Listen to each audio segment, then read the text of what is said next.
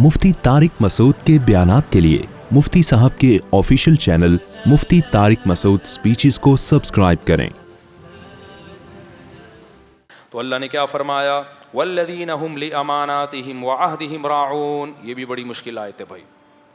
कामयाब लोगों की अलामतें बयान की जा रही है ना। अल्लाह कहते हैं ये वो लोग हैं जो अपनी अमानतों और मुआहिदों के पाबंद होते हैं। ये चीज़ आज मार्केट में शॉर्ट, पाकिस्तानी होना, 2 नंबर होना, एक ही चीज़ के 2 नाम। मालिक मकान को कभी कोई टाइम पे किराया नहीं देता। मुआहिदा था ना आपका 5 तारीख तक दे देंगे, कौन देता है? 10-10, 15-15 तारीख चलाते खींचते चले जाते हैं। उसका घर आपके पास, हालांकि मैं मालिक मकान नहीं हूँ, मैं किराएदार हूँ। मैं मालिक मकान होता ना, आप कहते हैं मुफ्ती साहब के किराएदार ने तंग किया हुआ है तो यहाँ बैठ के उसको सुना रहे हैं। लेकिन मैंने देखा है किराएदार ज़्यादा ज़हनी टॉर्चर करता है मालिक मकान को। उसकी चीज़ें इस्तेमाल ऐसे करेगा, नल के तोड़ देगा, बेसन तोड़ देगा, चीज़ों की वाट लगा देगा। वो अपने घर को बड़ी तमीज़ से चलाएगा, रंग जगह जगह से उखड़ रहा होता है। तभी आजकल लोगों ने किराए पे घर देना छोड़ दिया, क्योंकि अपना घर समझ के इस्तेमाल नहीं करते उसको। तो कोई भी चीज़ आपके पास है, आप ड्यूटी पे हो, आपको तनख्वाह मिल रही है तो तनख्वाह पूरी ले रहे हो, आपका मुआहिदा हुआ है कि आप काम पूरा करोगे, काम में डंडी मार रहे हो, तनख्वाह पूरी ले रहे हो, तो मुआहिदा पूरा करने वाला आप नहीं कहलाओगे। अल्लाह की नज़र में मुआहिदे की खिलाफ वर्जी करने वाला कहलाओगे। तो आज जापानियों में हमने सुना भी देखा भी, एग्रीमेंट के पाबंद होते हैं। और हमारे पाकिस्तानियों को देख लो, कोई वादा करेगा टोपी करा रहा होगा शुरू से ही। तो इंसान की ज़बान एक होनी चाहिए। 2 नंबरी चीज़ों में तो बहुत 2 नंबरी है। ठेकेदार अपने लिए जो घर बनाएगा बड़ा ख़ानदानी, बेचने के लिए जो बनाएगा ना, आप उसमें कील तो ठोको, पूरा प्लस्तर निकल के गिरेगा उसमें। हो रहा है कि नहीं हो रहा? एतमाद ही ख़त्म है। इसलिए मैं कहता हूँ यहाँ बिज़नेस मत करो। एक खातून का चंद दिन पहले मैसेज आया, मेरे 1 करोड़ रुपए मैंने अमेरिका से पाकिस्तान में भेजे, बड़े दाढ़ी पगड़ी टोपी नेक आदमी, उन्होंने कहा मैं पैसे लगाऊंगा, आपको दूंगा मैं हर महीने इतने देने के बाद उन्होंने कहा पता नहीं नुकसान हो गया, ख़त्म, मेरे 1 करोड़ डूब गए। रो रही हैं, मुझे मैसेज भेज रही हैं। मैंने कहा आपको किस बेवकूफ़ ने कहा था कि आप पैसे दो? मैं कितने बयानात कर रहा हूँ कि मत दो किसी को पैसा। कह रही है पता नहीं वो तो बड़े इतने दिन दिए। मैंने कहा वो बड़ा फ्रॉडी है जो कुछ दिन देगा पैसा। जो पहले दिन ही लेके भाग जाए वो छोटा फ्रॉडी है, और जो प्रॉफिट दे रहा है ना वो बड़ा फ्रॉडी है। क्योंकि मेरे पैसे जो लेके भागा था 6 महीने उसने प्रॉफिट दिया था मुझे, क्योंकि बड़ा फ्रॉडी था, तभी ज्यादा पैसे लेके भागा है। 6 महीने जब दिया तो हमें एतमाद हो गया, हमने और दे दिए। फिर और 6 महीने दिए, हमें और एतमाद हो गया, हमने और दे दिए। वो लेकर एकदम मार्केट से क्या हो गया? इसलिए जो तुमसे पैसे लेके तुम्हें प्रॉफिट दे रहा है, समझो ये बहुत बड़ा फ्रॉडी है। जैसे जो आमिल पैसे लेके इलाज करता है कम फ्रॉडी, जो पैसे लिए बगैर इलाज करता है वो ज्यादा बड़ा फ्रॉडी है। समझते हो ना? बाज़ लोग कहते हैं आमिल हैं, बुजुर्ग हैं, पैसे नहीं लेते। ओ भाई ये बड़ी फिल्म है। ये जो पैसे ले रहा है उसका पता तो है ना कितना बड़ा फ्रॉड कर रहा है। जो नहीं ले रहा ये बहुत बड़ी फिल्म है। अच्छा, आमिलों को मैं इतना चीखता हूँ, किस जिन चुड़ैल भूत किसी ने हो ना मेरे पास ले आओ उसको, बोलो यहाँ तो जिन ला के दिखा खाली। अच्छा आगे चलते हैं हम जल्दी से। वल्लज़ीना हुम लिअमानातिहिम व अहदिहिम राऊन। मौलाना तारिक अमीन साहब के पास एक आमिल था, मैंने उनको बताया था, वो ये काट देना। मैंने बताया सर ये 2 नंबर है, इसको भगाओ यहाँ से। ये इतना पैसा कमा रहा है ना आपके नाम पे, आपकी सोच होगी। वल्लज़ीना हुम अला सलावातिहिम युहाफ़िज़ून। देखो क्या नमाज की वैल्यू है। आगे अल्लाह फरमाते हैं वो लोग अपनी नमाज़ों की हिफाजत करते हैं। नमाज का तज़किरा 2 दफ़ा आया। नमाज़ों की हिफाजत पता है क्या है? अब्दुल्ला बिन मसूद से मरवी है। मैं इस पर इंशाअल्लाह एक पूरी वीडियो रिकॉर्डिंग करवाऊंगा कि ये जो आजकल ज़ोहर को बिल्कुल ज़ोहर के टाइम दाखिल होता ही असर पड़ना शुरू कर दिया लोगों ने, और टेंशन है, एक्चुअली हम थोड़ा सा बिज़ी चल रहे हैं, और फिर वो मगरिब को इशा तक ले जाते हैं। किसी हदीस में ऐसा वाज़े हुक्म, किसी बेगुबार सही हदीस में, तभी अब्दुल्ला बिन मसूद रज़ी अल्लाह ताला अन्हु सही बुखारी में कहते हैं नबी ने मुज़दलिफ़ा के अलावा कहीं भी 2 नमाज़ों को इकट्ठा नहीं पढ़ा। और दूसरी हदीस में, सही हदीस है वो भी, उसमें कहते हैं अरफात में भी। तो अरफात और मुज़दलिफ़ा में तो नबी ने इस तरह नमाज़ें इकट्ठी पढ़ी हैं। ज़ोहर के वक्त में असर पड़ी और मगरिब को मौखर किया मुज़दलिफ़ा में। अब्दुल्ला बिन मसूद कहते हैं इसके अलावा कभी भी इकट्ठी नमाज़ें नहीं पढ़ी हैं। आप कह सकते हैं हो सकता है अब्दुल्ला बिन मसूद को पता ना हो, दूसरी हदीसों में तो आता है इकट्ठी पढ़ी हैं। उसका जवाब ये कि ख़ुद अब्दुल्ला बिन मसूद से ही मरवी है कि इकट्ठी पढ़ी हैं। तो इसका मतलब वो इकट्ठी वो नहीं है जो लोग समझ रहे हैं। वो इकट्ठी वो है जो बुखारी में है, जिसका तज़किरा कि नमाज को मगरिब को मौखर किया इशा तक, اور عشاء جب داخل ہونے والی تھی تو مغرب پڑھی اور عشاء کے داخل ہوتے ہی کیا پڑھ لی؟ عشاء پڑھ لی ہے. اس طرح سے جمع بین الصلاتین ہوا ہے. پھر بھی امام شافعی کا مذہب ہے وہ 2 نمازیں اکٹھی پڑھتے ہیں, لیکن آپ تو امام شافعی کو تھوڑی مانتے ہو, آپ تو دلائل کو مانتے ہو. سفر میں امام شافعی قائل ہیں 2 نمازیں اکٹھی پڑھنے کے, یا تو آپ شافعی بن جاؤ, اور اگر آپ کہتے ہو ہم تقلید نہیں کرتے تو پھر بھائی دلائل کی دنیا میں اس میں ابو حنیفہ کا پلڑا بھاری ہے. دلائل کی دنیا میں بہت بھاری ہے پلڑا. کیوں؟ امام ابو حنیفہ کہتے ہیں قرآن جگہ جگہ کہہ رہا ہے ہر نماز اپنے ٹائم پہ پڑھنی ہے. قرآن کہہ رہا ہے کامیاب لوگوں کی علامت ہے اپنی نمازوں کی حفاظت کرتے ہیں, اور عبداللہ بن مسعود کہتے ہیں نمازوں کی حفاظت ہے ہر نماز اپنے ٹائم پہ پڑھنا. اور بخاری مسلم سے پتہ چلتا ہے ہر نماز کا اپنا ٹائم ہے, 2 نمازوں کا ایک ٹائم نہیں ہے, 5 نمازوں کے الگ الگ ٹائم ہیں. اور عصر کی نماز تو خاص طور پر قرآن حکم دے رہا ہے. آپ تھوڑی سی ٹینشن ہے ظہر اثر ملا رہے ہو, قرآن کہہ رہا ہے حافظوا علی الصلوات والصلاۃ الوسطی, نمازوں کی حفاظت کرو خصوصاً درمیانی نماز یعنی عصر کی نماز کی. تو یہ سفر اور حضر دونوں کے بارے میں ہے. میدان جنگ میں یہ آیتیں نازل ہوئی ہیں. میدان جنگ میں اللہ نے میدان جنگ حضر میں ہوتا ہے سفر میں ہوتا ہے, اور جتنی ٹینشن میدان جنگ میں ہوتی ہے اتنی ٹینشن جہلم اکیڈمی میں نہیں ہوتی کہ آپ نے ظہر اثر اکٹھی پڑھنا شروع کر دی. میدان جنگ میں اللہ کہہ رہا ہے میدان جنگ میں نماز کا طریقہ بدل دیا. فَإِنْ خِفْتُمْ فَرِجَالًا أَوْ رُكْبَانًا, اللہ کہہ رہے خوف کی حالت ہو نا میدان جنگ میں ہو, نمازوں کو قضا مت کرو, ہاں پیدل چلتے ہوئے پڑھ لو, سوار ہو کے پڑھ لو. طریقہ چینج کر دیا, قبلے کا رخ معاف کر دیا, جدھر سواری ہے ادھر رخ کر کے پڑھ لو. فَإِذَا اطْمَأْنَنْتُمْ, اللہ کہتے ہیں جب دوبارہ اطمینان کی حالت میں آ جاؤ, فَأَقِیمُوا الصَّلَاةَ, پھر اسی طرح سے قائم کرو جیسے پہلے کرتے تھے. اے اللہ اتنی ٹینشن میں تو کیوں ڈال رہا ہے, ہم ظہر کے ساتھ اکٹھی عصر پڑھ لیں گے, اور مغرب اور عشاء میں تو بہت ٹائم ہے, آدھی رات 2:30-3 بجے تک کون لڑتا رہتا ہے, جنگ تھوڑی ہوتی رہتی ہے اتنی, 2:30-3 بجے جا کے مغرب عشاء اکٹھی پڑھ لیں گے. اللہ نے کہا نہیں یہ نہیں کرنا, نماز کا طریقہ میں چینج کر رہا ہوں, ٹائمنگ چینج نہیں کر رہا. کیوں؟ ان الصلاۃ کانت علی المؤمنین کتابا موقوتا, اس لیے کہ نمازیں مومنین پر مقررہ اوقات میں فرض ہیں. ابو حنیفہ کا پلڑا دلائل کی دنیا میں, یہ جو نمازیں اکٹھی کرنے والا مسئلہ اس میں بہت ہی حاوی ہے. اگر آپ تقلید کے قائل نہیں ہیں تو دلائل کی دنیا میں بھی آپ کو ہر نماز اپنے ٹائم پہ پڑھنی پڑے گی. اور پھر میں ریفرنسز کے ساتھ انشاءاللہ اس پہ کلپ ریکارڈ کروانے والا ہوں. وہاں کلپ آئیں گے کہ جو عبداللہ بن عباس کی حدیث ہے نا 2 نمازیں اکٹھی پڑھنے کا مطلب کیا ہے, وہ ساری چیزیں انشاءاللہ مارکیٹ میں آنے والی ہیں. ابھی تو یہ بتانا چاہ رہا ہوں کہ خدا را اپنی نمازوں کو لوگوں کے کہنے میں آ کے ضائع مت کرو. شاپنگ کے لیے جا رہے ہیں تو ظہر کو عصر میں پڑھ رہے ہیں, عصر کو ظہر میں پڑھ رہے ہیں, مغرب کو عشاء میں جا کے پڑھ رہے ہیں, عشاء کو مغرب میں جا کے پڑھ رہے ہیں. یہ کام مت کرو. اللہ نے کیا کہا, والذین هم علی صلواتہم یحافظون, ایمان والوں کی علامت اپنی نمازوں کی, نمازوں میں 5 داخل ہے کہ نہیں, یہ بھی جمع کا صیغہ ہے. اور صلوات یہاں علماء بیٹھے ہیں, جمع قلت نہیں ہے, صرف 3 نمازیں نہیں ہیں, اس میں 3 نمازیں نہیں ہیں.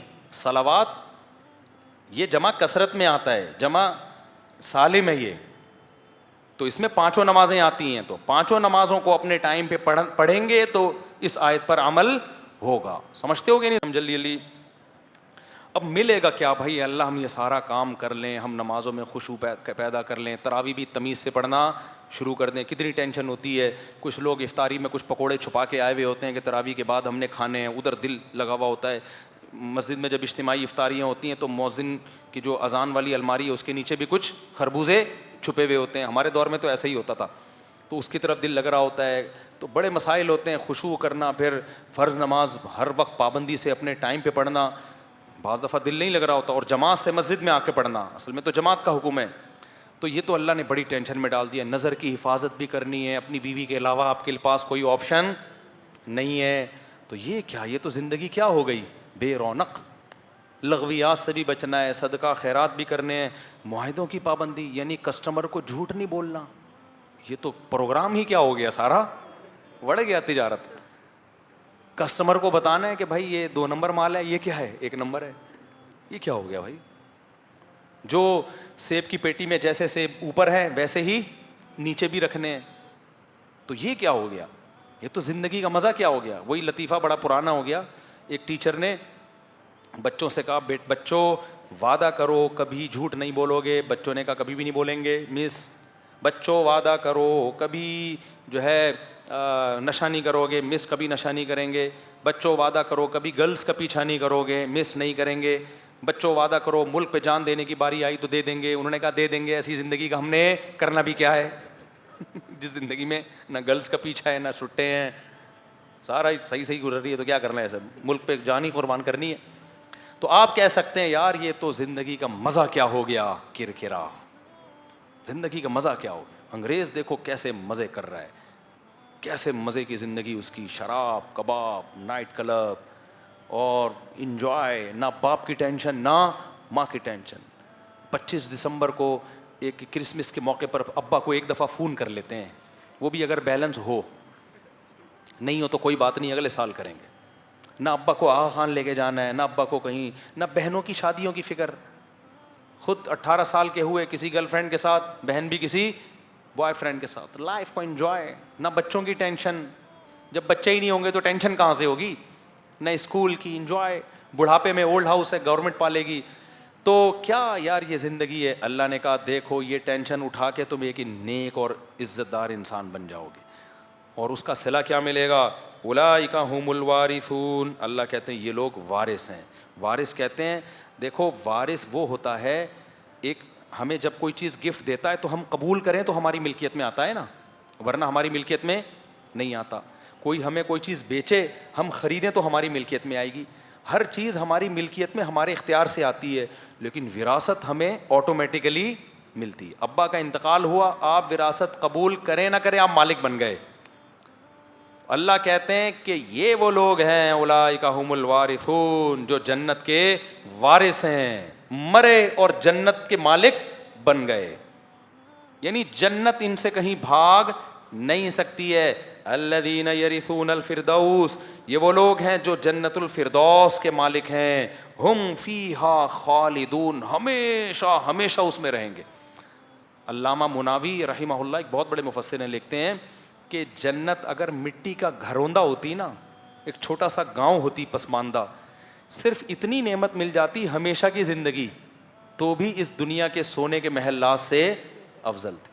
بتاؤ ڈیفینس کے کسی 1000 گز والے کو کوئی کہہ دے کہ ہم تجھے تھرپارکر میں ایک جھونپڑا دے رہے ہیں, ایک گائے ہوگی, ایک گدھا ہوگا, ایک بھینس ہوگی وہاں پہ, لیکن تیری زندگی 20,000 سال کی ہوگی, وہ فوراً اس کو ترجیح دے گا کہ نہیں دے گا؟ کہے گا یار یہ 5-10 سال رہ گئے یہاں تو وہ بھی یقین نہیں ہے. تو ہمیشہ کی زندگی ہونا ہی ایک بہت بڑی نعمت ہے. اللہ کہتے ہیں یہ کہاں ملے گی, جنت الفردوس میں, جس میں نہریں ہوئیں, جس میں حوریں ہیں, جس میں اللہ کی ایسی وَلَكُمْ فِيهَا مَا تَشْتَهِي أَنفُسُكُمْ, جس چیز کا دل چاہے گا وہ چیز تمہیں ملے گی. آگے اللہ فرماتے ہیں, اب ایک اشکال پیدا ہوتا ہے, یہاں ایتھیس اور ملحد آ جاتے ہیں, فوراً آ کے کہیں گے ابے بھائی یہ اللہ سیاسی وعدے کر رہا ہے, انسان تو مر کے مٹی ہو کے ختم ہو جاتا ہے, اس دنیا میں جو نظر آ رہا ہے وہی ہے گراؤنڈ ریئلٹی, اور ہوائی باتوں کے پیچھے اپنی زندگیوں کو قربان مت کرو, عیاشیوں پہ سمجھوتا مت کرو, مر کے تو مٹی ہو کے ختم ہو جاتے ہیں. کون ہے دوبارہ پیدا کرے گا؟ بھائی اگر پیدا کرنا تھا جسم تو سلامت رکھتا. تو آگے اللہ اپنے دلائل دیتے ہیں, وَلَقَدْ خَلَقْنَا الْإِنسَانَ مِنْ سُلَالَةٍ مِّن طِينٍ. اللہ کہتے ہیں یہ مت سمجھو مر کے مٹی ہو کے ختم ہو جاؤ گے تو دوبارہ پیدا نہیں ہوگے, پہلے بھی تو مٹی ہی تھے, تو اس نے پہلی دفعہ کیسے پیدا کر دیا؟ اس وقت کیوں نہیں کہا یہ مٹی ہے یہ پیدا نہیں ہو سکتی؟ اللہ نے پیدا کر دیا تو کہہ رہے ہیں ہو سکتی ہے, دوبارہ نہیں ہو سکتی.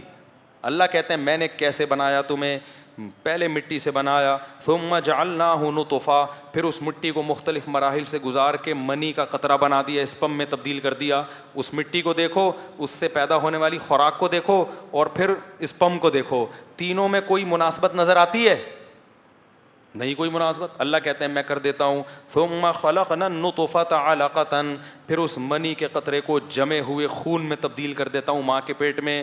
ثم فخلقنا العلقة مضغة, پھر اس خون سے میں گوشت کی بوٹی بناتا ہوں. ثم فخلقنا المضغة عظاما, اسی گوشت سے پھر ہڈیاں بنا دیتا ہوں میں, پورا اسٹرکچر بنتا ہے, ڈینٹنگ پینٹنگ کا کام ہو رہا ہے اندر. میں نے جاپان میں وہ جگہ دیکھی ہے جہاں گاڑیاں ٹوٹتی ہیں, پھر چمن میں آ کے دوبارہ گاڑیاں جڑتی ہیں. یہ سارے کام درجنوں مزدور کر رہے ہوتے ہیں, لیکن ماں کے پیٹ میں بچہ بن رہا ہے, کوئی مزدور ڈینٹنگ پینٹنگ کا کام نہیں. روٹی چاول گوشت انڈے پراٹھے ڈبل روٹی پیزا برگر جو بھی ماں کھا رہی ہے اس سے کیا بن رہا ہے؟ ہڈیاں بن رہی ہے, ڈھانچہ بن رہا ہے, اس پہ گوشت چڑھ رہا ہے, آنکھ بن رہی ہے, کان بن رہے ہیں. ماں وہ پیتی ہے افطاری میں جو ہے وہ لیمو کا شربت پیتی ہے. آج کل تو نہیں پیتی ہیں, آج کل تو وہ پی رہی ہیں روح افزا پی رہی ہیں. آج کل بازاری چیزوں کا شوق ہے, کیا کریں, بچے بھی پھر بازار جیسے ہی پیدا ہو رہے ہیں, برگر جیسے پیدا ہو رہے ہیں, پلپلے سے. خیر, جو بھی کھا رہی ہے اس سے بن کیا رہا ہے؟ بچے کا اسٹرکچر. تو اللہ کہتے ہیں فَخَلَقْنَا الْمُضْغَةَ عِظَامًا فَكَسَوْنَا الْعِظَامَ لَحْمًا, ان ہڈیوں پہ گوشت کیسا چڑھا, لباس پہناتا ہوں گوشت کا. یہ لباس کا لفظ اللہ نے اس لیے استعمال کیا کہ لباس انسان کی زینت ہے, تو انسان کے جسم پہ گوشت بھی انسان کی زینت ہے. اگر یہ ہمارے جسم سے پہ گوشت نہ ہو تو پھر کوئی رشتے کا پیغام کسی کو بھی نہ بھیجے. لکھا ہوتا ہے نا, وہ جو بہت ہیوی کرنٹ جہاں ہوتا ہے وہاں ڈھانچہ بنا ہوا ہوتا ہے ڈرانے کے لیے. بتایا جاتا ہے کہ اگر آپ نے اس سے گلے لگے یا چپکنے کی کوشش کی تو چند سیکنڈوں میں یہ آپ کو ایسا بنا دے گا. تو آپ چاہتے ہو کہ آپ ایسے نظر آؤ دیکھنے میں؟ ہم کہتے ہیں نہیں بھائی, تو اس لیے ہم کیا رہتے ہیں؟ دور رہتے ہیں. تو اللہ کہتے ہیں فَكَسَوْنَا الْعِظَامَ لَحْمًا, ہم نے ہڈیوں کو گوشت کا لباس پہنایا. لباس یہ بلاغت کے طور پہ, جیسے لباس میں انسان کی زینت ہے ایسے ہی گوشت میں بھی انسان کی زینت. اس لیے میں کہتا ہوں جو لوگ جم جاتے ہیں نا, اتنی ایکسرسائز نہ کیا کریں کہ منہ ہڈیوں کا ڈھانچہ بن جائے. سب سے زیادہ اٹریکٹیو انسان کے چہرے پہ کیا چیز, انسان کی باڈی میں کیا چیز ہے؟ چہرہ. اور اس پہ گوشت کا ہونا بہت ضروری ہے. تبھی حدیث میں آتا ہے جو بھیک مانگے گا قیامت میں اس کے چہرے پہ گوشت نہیں ہوگا. یہ نہیں فرمایا اس کے مسل نہیں ہوں گے, اس کی تھائس نہیں ہوں گی, چہرے پہ گوشت نہیں ہوگا. کیونکہ چہرے پہ گوشت نہ ہونے سے انسان سب سے زیادہ بھدا لگتا ہے دیکھنے میں. تو چونکہ اس آدمی نے بھیک مانگ کے اپنے چہرے کو ذلیل کیا, اللہ بھی اس کے چہرے کا گوشت چھین کے اس کو کیا کر دیں گے؟ رسوا کر دیں گے. بالکل بھی اچھا نہیں لگے گا کسی کو. آج بہت سے لوگ جم جا رہے ہیں, مسل یہاں اسپیڈ بریکر بنا لیا پورے, یہاں پہ اسپیڈ بریکر, ادھر بھی اسپیڈ بریکر, اتنی موٹی موٹی تھائس, یہاں سے کیا ہو گئے کھچ کے عجیب سی منہ نکل آتا ہے اتنا سا. یار سب سے پہلے انسان کا کیا ہونا چاہیے؟ کیوں اتنا ویٹ اٹھا رہے ہو کہ اپنے چہرے کی رونق تم نے ختم کر دی؟ سمجھ میں نہیں آ رہی میرا خیال ہے بات. تو جم جائیں ضروری ہے اس زمانے میں, لیکن ایسی ایکسرسائز نہ کریں کہ دائیں بائیں تو پتہ نہیں اسپیڈ بریکر اور کیا کچھ پیٹو کی پہاڑیاں نکل آئی ہیں پوری, اور منہ کیا ہو گیا؟ خراب ہو گیا. تو چہرے پہ گوشت ہونا چاہیے. ایکسرسائز اتنی کریں کہ چہرہ خراب نہ. ان کو تو غرض ہی نہیں ہے نا, ان کو تو مقابلہ کرنا ہے. مقابلے میں چہرہ تھوڑی دیکھا جاتا ہے, مقابلے میں تو یہ کٹس دیکھے جاتے ہیں, یوں یوں کر کے لہریں آ رہی ہیں یہاں پہ. تو نارمل انسان ہی اللہ میاں کو بھی اچھا لگتا ہے, پبلک کو بھی اچھا لگتا ہے. تو یہ گوروں سے بس, گورا جو کر رہا ہے نا پبلک بھی وہ کرنا شروع کر دیتی ہے. تو میں نے جم میں ایسے بھی لوگ دیکھے ہیں بہت ایکسرسائز کرتے ہیں لیکن ان کے چہرہ خراب نہیں ہوتا.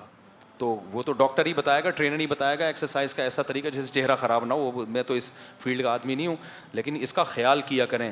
بس جا کے نا جم میں جا کے اپنے ڈولے چیک کر رہے ہوتے ہیں روزانہ شیشے میں, منہ نہیں دیکھ رہے ہوتے کہ یہ غائب ہو رہا ہے, یہاں سے گوشت کیا ہو رہا ہے. اللہ تو نعمت بتا رہے کہ میں نے ہڈیوں پہ کیا چڑھایا؟ گوشت چڑھایا, اور آپ نے اس گوشت کو نکال کے سارا دائیں بائیں تھائس کی طرف لے گئے آپ. ٹھیک ہے نا, تو یہ غلط ہے. اللہ تعالیٰ فرماتے ہیں, جلدی سے بس مکمل کرتا ہوں, اللہ فرماتے ہیں فَكَسَوْنَا الْعِظَامَ لَحْمًا, پھر ہم ہڈیوں پہ کیا چڑھا دیتے ہیں؟ گوشت. ثُمَّ أَنشَأْنَاهُ خَلْقًا آخَرَ, پھر ہم ایک نئی تخلیق میں نکالتے ہیں, ماں کے پیٹ سے باہر نکالتے ہیں. بچہ چیخ مار کے روتا ہے, کیسا اٹریکٹیو اس کا چہرہ ہوتا ہے, کیسی شرارتیں کر رہا ہے. یہ بالکل ایک الگ دنیا میں لے آئے, مٹی سے شروع کیا اور انسان پہ لا کے ختم کیا اس کو. تو اللہ کہتے ہیں جو سب یہ کچھ کر سکتا ہے, جو یہ سب کچھ کر سکتا ہے, وہ دوبارہ زندہ کر کے حساب و کتاب کے کٹہرے میں کیوں نہیں لا سکتا؟ تبھی اللہ کہتا ہے فَتَبَارَكَ اللَّهُ أَحْسَنُ الْخَالِقِينَ, تم کیا میری تعریف کرو گے, میں خود اپنی تعریف کرتا ہوں. وہ بہت برکت والی ہے وہ ذات جو پیدا کرنے والوں میں سب سے بہترین ہے. ایسا پیدا آج تک کسی نے کوئی مشین نہیں کی, روبوٹ بھی ایسے نہیں ہیں. اللہ کہتے ہیں میرا مقابلہ دوسرے کریٹر سے کرواؤ نا تو سب سے بہترین کریٹر کون نکلے گا؟ میں نکلوں گا. تو جو اتنا بہترین کریٹر مٹی سے تھوڑے دنوں میں بچہ بنا کے نکال دیتا ہے, وہ اس دوبارہ مٹی ہونے پر دوبارہ ریورس کر کے انسان کیوں نہیں بنا سکتا اس کو؟ لہذا اس خوش فہمی میں نہ رہو کہ جنت نہیں ہے جہنم نہیں ہے, کیونکہ اللہ دوبارہ پیدا نہیں کر سکتا. آگے پھر اللہ نے